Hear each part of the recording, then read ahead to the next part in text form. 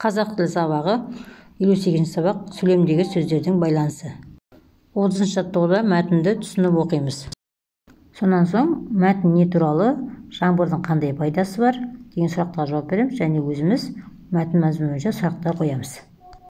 31 жаттығуға бізде өлең жолдары берілген және ол жолдар суретпен берген. Сол суреттерді сөзбен дәптерге көшіріп жазамыз. 32 жаттығу сызбалар бойынша сөйлемді құрап жаз. 32 жаттығу сызба бойынша сөйлемді құра деді міне. Мен мынадай мысал алдым. Боран соқты, боран қатты соқты. Қарлы боран соқты. Енді сызбасын сызу үшін біз сөйлем байланысы сұрақ қоямыз. Не соқты? Боран соқты. Не соқты? Боран соқты.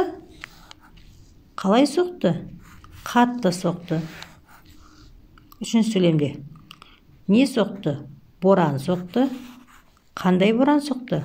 Қарлы боран соқты. Сызба бойынша мен осылай мысал келтірдім. Сендер өздерің ойларыңнан сөйлемді құрастырасыңдар. 33 жаттығуда өзен көл туралы жұмбақ құрастырып көр дейді. Ол үшін төмендегі жұмбақ құрастыру кестесін басшылыққа ал дейді. Мысалы, қандай, не істейді, осындай тағам не бар және көмекші сөздер қолданып біз жұмбақ құрастыруымызға болады екен. Мына жерде бізде мынадай жұмбақ бөлген. Әдемі сылдырап ағады жылға емес, мөлдір балықтар жүзеді аквариум емес. Бұның жауабын табамыз.